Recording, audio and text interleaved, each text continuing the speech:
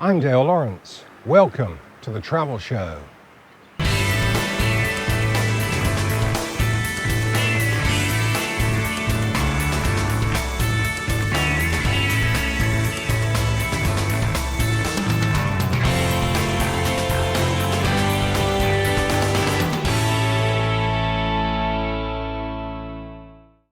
Fly different, feel extraordinary.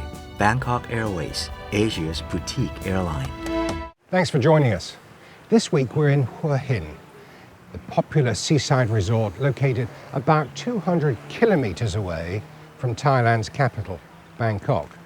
Now, this railway station is significant in the growth of Hua Hin as a holiday destination, because when the railways first came here in the early part of the 20th century, it opened up this stretch of coastline for the very first time for people not only from central Thailand, particularly Bangkok, but also expats travelling up from Singapore and Malaya.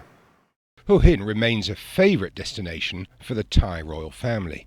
The summer palace Klai Gangwon, meaning far from worries, was built in Spanish-style architecture in 1929.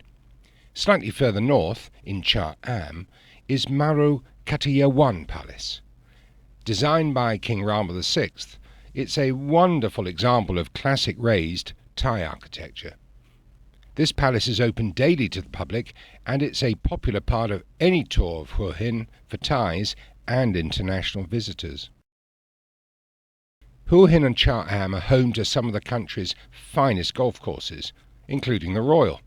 Landscaping of the course, which opened in 1924, was supervised by a railway engineer from Scotland. And the railway station retains its strong royal connection. A pavilion originally located at Sanam Chan Palace in Nakhon Pathom province was rebuilt on the platform at Hua Hin station in 1968. In the 1920s, steam trains pulled carriages full of holidaymakers from Bangkok in the north and from Singapore and Penang in the south to this increasingly fashionable coastal town. And Hua Hin remains a very popular weekend getaway destination for city dwellers in Bangkok, most of whom now make the journey by car or by bus. The train service from Bangkok is slow, unreliable, and takes several hours to make the 200-kilometre journey. The night market, typical of such bazaars found all over Thailand, is always busy with bargain hunters and souvenir collectors.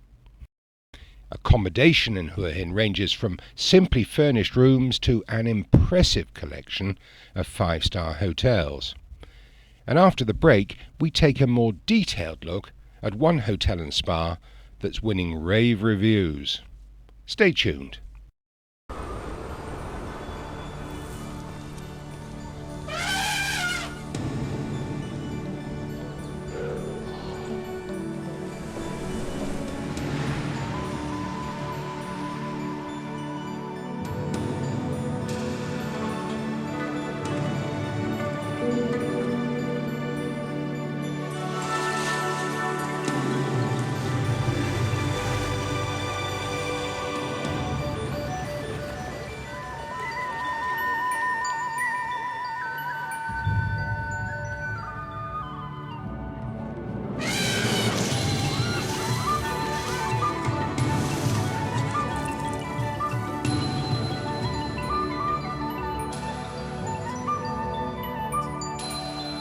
Amazing Thailand, just as amazing as you remember.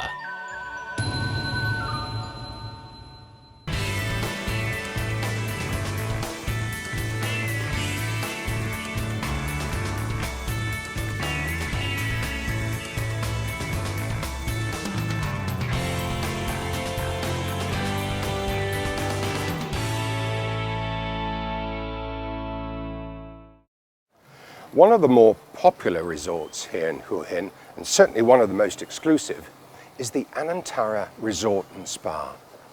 The hotel, with its 187 rooms and suites, sits in 14 acres of beautifully landscaped gardens and lagoon pools, and it's also got that important beachfront location. The style of the Anantara Resort and Spa largely echoes Hua Hin's predominantly low-rise landscape. All the rooms and suites are situated in two-story structures, designed and built in the traditional Thai style.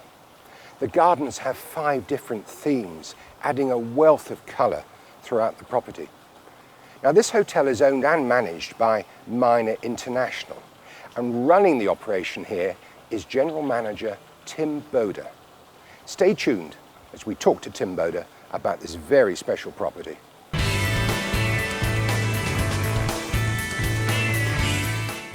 Tim, welcome to the Travel Show.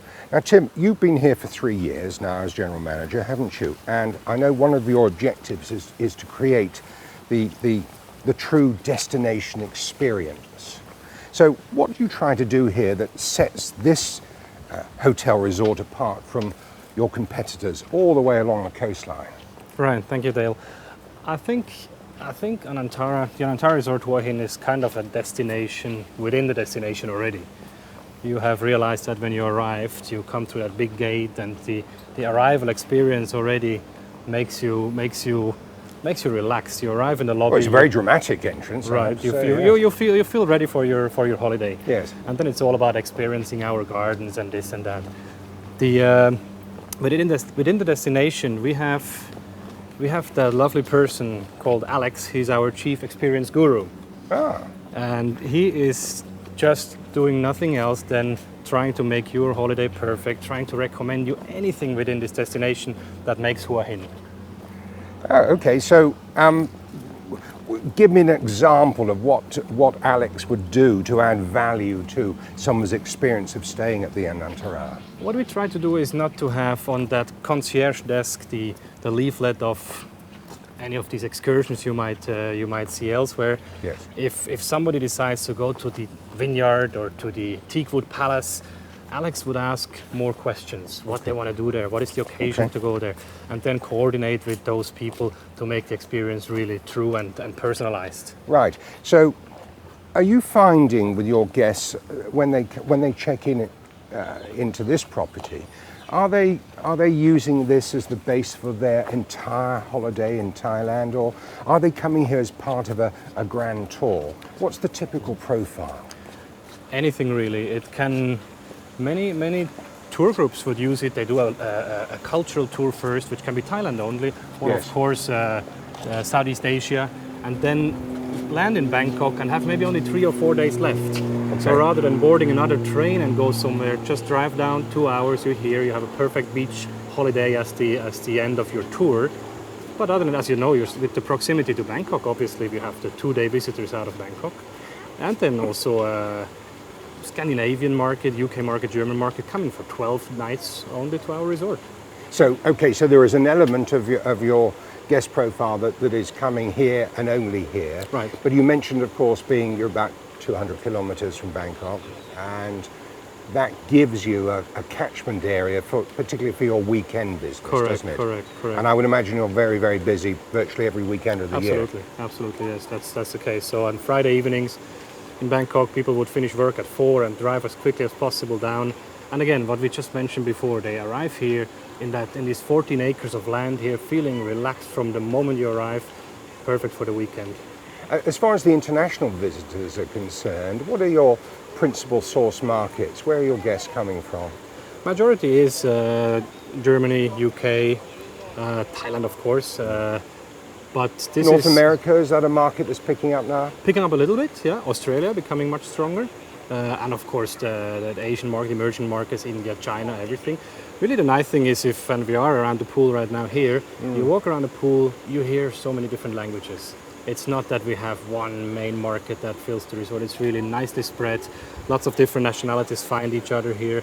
But if you look at our website, the way we promote ourselves, the people that come here, they have the same idea of how they want to spend their holiday, and it works well. They make good friends amongst each other. Yeah. One of the things that struck me when I first arrived at Tim were the gardens, and I know that you used a Bangkok-based landscape architect, Bill Bensley, to create the style and the structure of the gardens here. And in fact, you've got 5 sub-gardens, haven't you? Right. With 5 different themes: red, white, yellow, Helonica and Palm palm. vines. Good. You can remember well. Thank you very much. True. Now we work with Bill Bensley on the gardens here, and it makes a big difference. You see, everywhere you go, you have seating opportunities. He really wants you to lose your way almost. There's almost no signages. There's actually people asking for the way here and there sometimes. Yeah. But that's the idea. Tim, I just want to ask you about the location. Actually, you're really right on the border with Hua Hin and neighbouring Cha Am, aren't you? Correct. So you're a little way out of the centre of the town of Hua Hin, Correct. where all the nightlife is and the night market. So how do the guests get into town? Do you provide transport for them? Of course, we have that shuttle bus which goes all afternoon and evenings to town. There's taxi services, and it takes you only 8 to 12 minutes to get there. And it's just really, we're getting very good guest feedback about that. Anything is available in town, nightlife, there's markets, shopping centers, cinemas, anything is available. But then after you have experienced that, we come back to your oasis here, Yes, and it's still not too far. Yes. So Because you are anything. at the quieter end of Hua Hin Beach, Correct. aren't We are you? very close to the Summer Palace, the King's permanent residence, which again has some very good effect to us. There's no motor sport allowed in front of our beach. No, and in fact, you'll see a couple of Royal Thai Navy Absolutely, so vessels it's very moored safe. offshore. Indeed, very safe. No motorsports allowed here, which is fantastic. You know, So that just keeps the noise down on very the beach. quiet. And again, if somebody would like to experience jet skis, whatever it is, it's a quick ride to our friends' hotels, and there we do it. And presumably Alex, the man He's who will most organise probably anything. going to organise that for you. Yes. Indeed. Tim, for the moment, thank you very much Thank you, indeed. Dale. We'll be back with more with Tim Boda after the break. But first, here's a roundup, the latest news.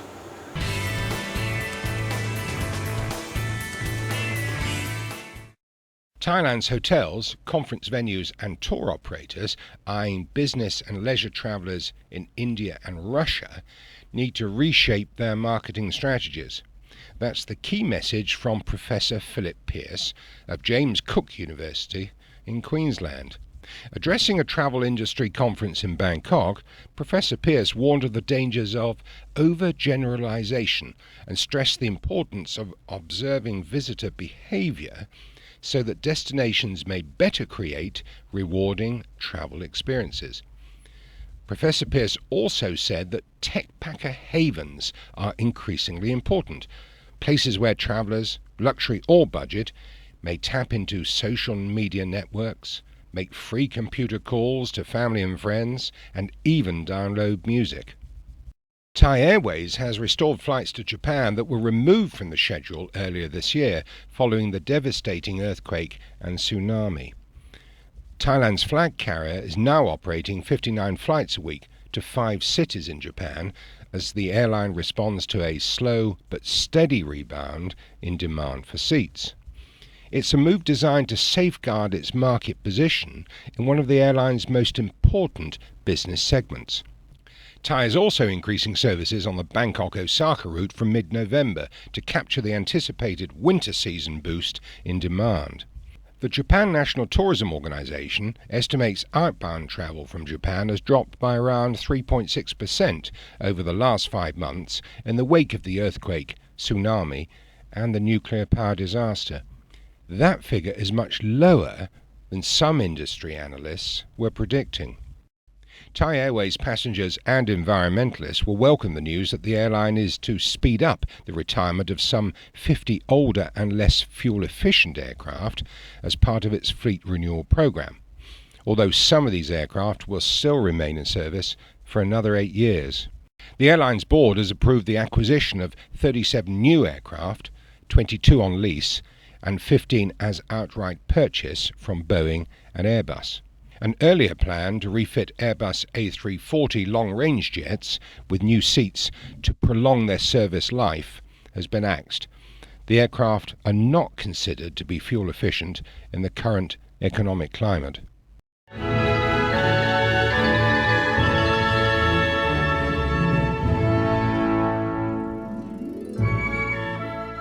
The charming little Lipe Island is part of the Adang Rawi archipelago in Tarutao Island National Park.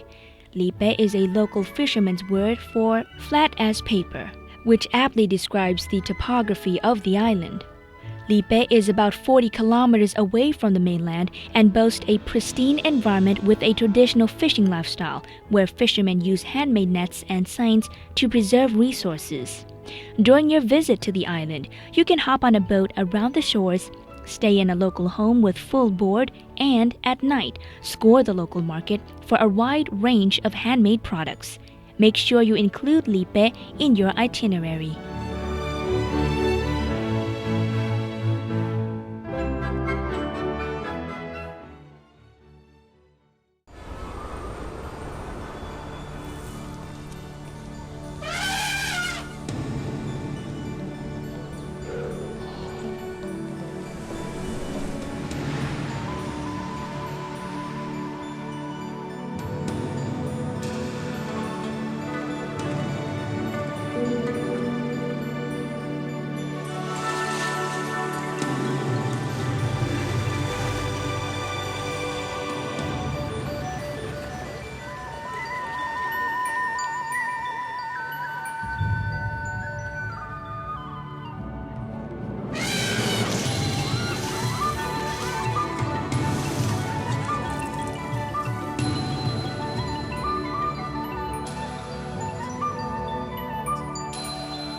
Amazing Thailand. Just as amazing as you remember.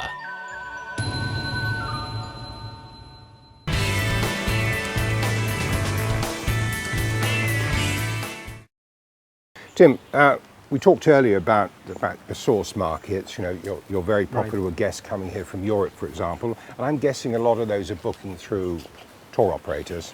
But what about the growth of online bookings? Is that becoming a even more significant part of your business now, people booking through the internet? Absolutely, and it's beautiful, the dynamic pricing and the way we deal with hotel sales these days, it's absolutely changing. There's a shift of sales channels which is very clearly recognizable.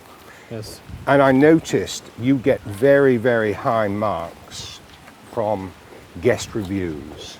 Right. On the most popular one in particular. I was looking at Agoda. You scored very, very highly. Right. And booking engines like Agoda is often where you can get the best price, depending on how far ahead you book and the time of year that you want to come. Correct.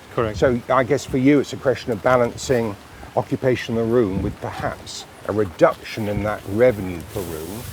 But once you've got people here, of course, you've got them on site, and then hopefully they're spending money with you. Absolutely. So it makes this entire change of how we sell business, it makes it really interesting for us and I think for the client as well. But when you opened 10 years ago, the volume of internet bookings, online bookings, would have been relatively small. Oh my goodness, below 5%. Yes. Yes. Would you, I mean, in round figures, what is it now up to? 30%? Going there soon, but at the moment just a bit above 20.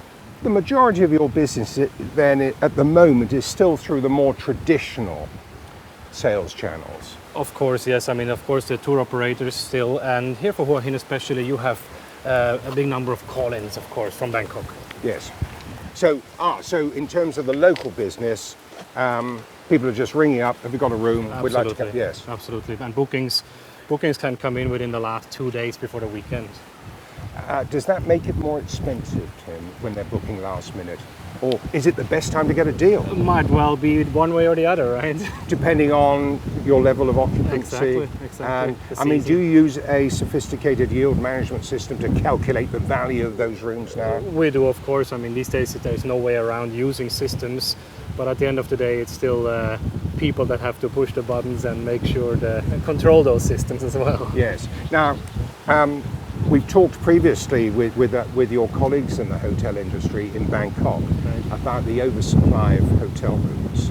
And it's a fantastic time for travellers to book a hotel room in Bangkok because there's so much choice and the prices are now so competitive, so attractive.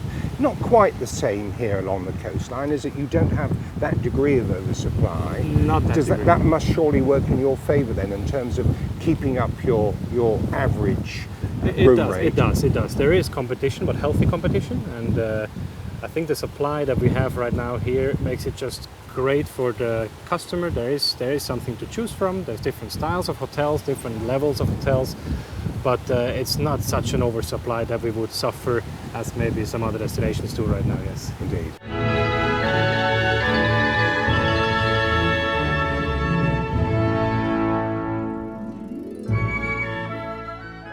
So what makes the water in Krabi's emerald pool so luminously green?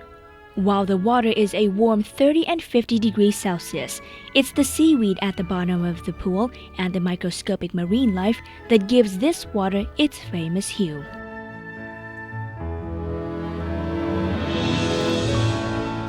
Next to the pool, a short path reveals the secrets of nature in one of the few remaining lowland forests in southern Thailand. Amazingly, the pool springs from underground and can respond to sounds like clapping. This really is one of Krabi's hidden gems.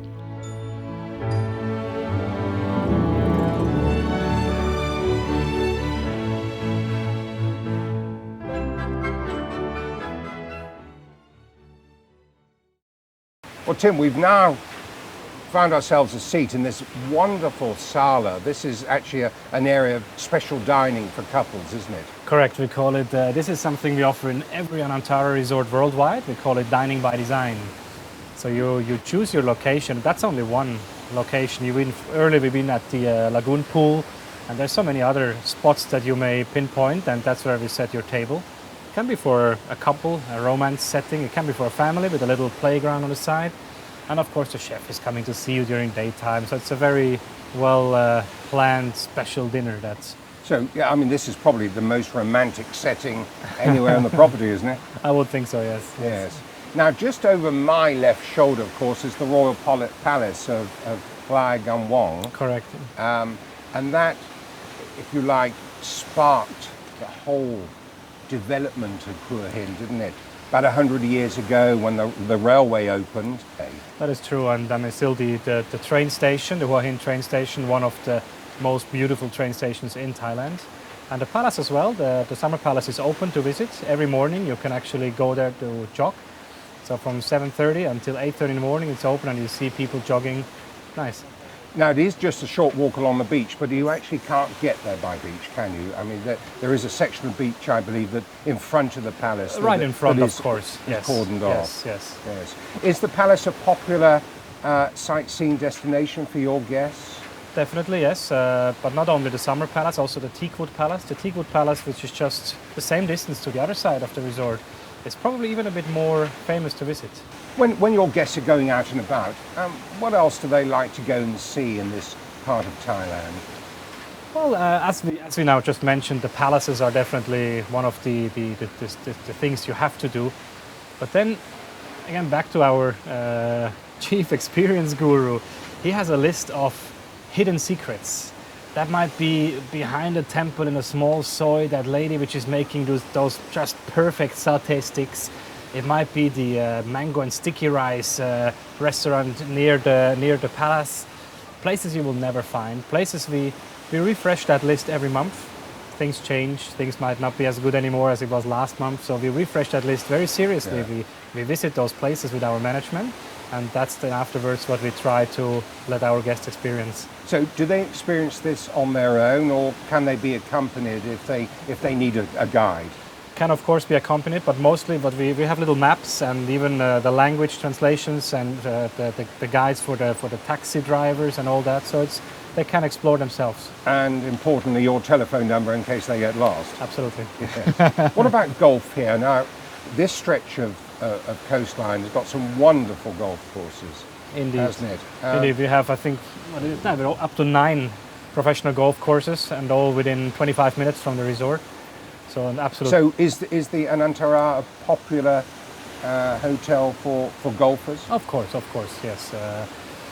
The nearest course is 4 minutes from here, and the one is up to 25 minutes. But we have some really spectacular courses, and not only the weekend guests from Bangkok, people travel from Europe.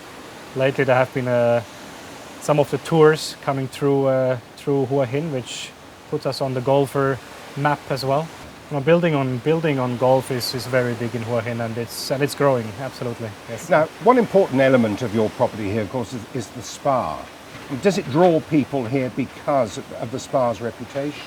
It absolutely does, and again, it's the consistency throughout the group worldwide now that the spa, such as also a Thai restaurant, is just a must-have for an Anantara resort. And absolutely, we have people that get in contact with our spa managers way before their arrival and plan their treatments I want to move on and talk about elephant polo. Now, you sponsor this annual elephant polo event for the King's Cup, and it's been in Chiang Mai, I think, for the last 3 years. It's coming back to Hua Hin in September, isn't it? Correct, and this is really great news for the destination, great news for our resort, of course. After now three years up north, it returns to Hua Hin, and yes, we're very excited about it. It's going to be from the 4th to the 11th of September. There will be 16 teams playing for an entire week. International teams? International teams. The elephants are domestic, but the players are from 15 different countries. Some very famous players amongst them. And yeah, that's happening in September. Now, there's one or two differences between elephant polo and the more traditional form of polo, of course. Now, polo on horseback was played in over 70 countries around the world. Started in Persia about 2,500 years ago, was reinvented by the British during their colonial rule of India in the 19th century, and it's a very popular sport right around the world on many continents. Elephant polo is much more specialized, isn't it?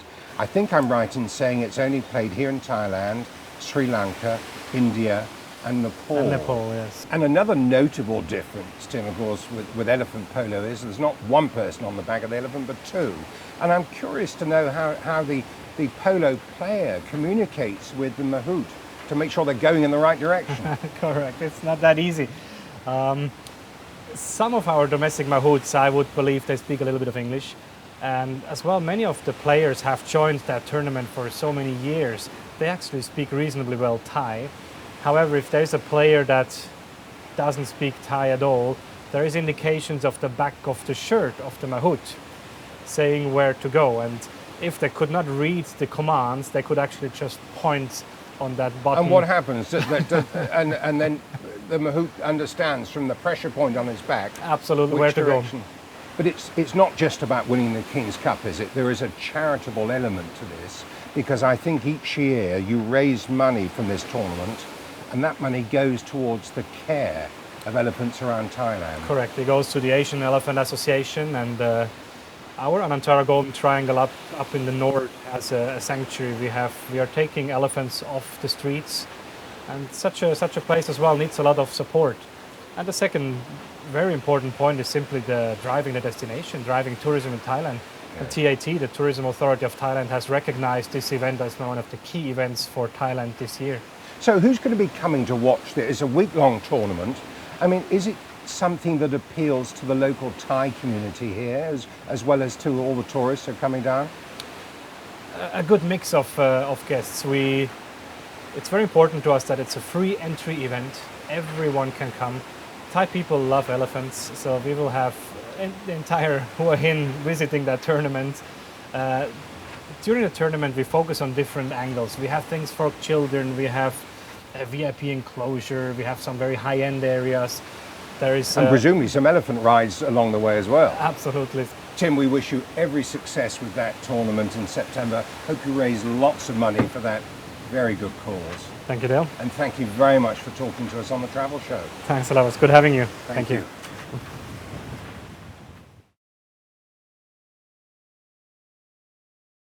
Amazing Thailand always amazes you. Well, that's it for this week's show. My thanks to Tim Bodo and all the staff at the Anantara Resort and Spa here in Hua Hin. Next week we're in Cha Am. But until then, from everyone on the Travel Show, it's goodbye.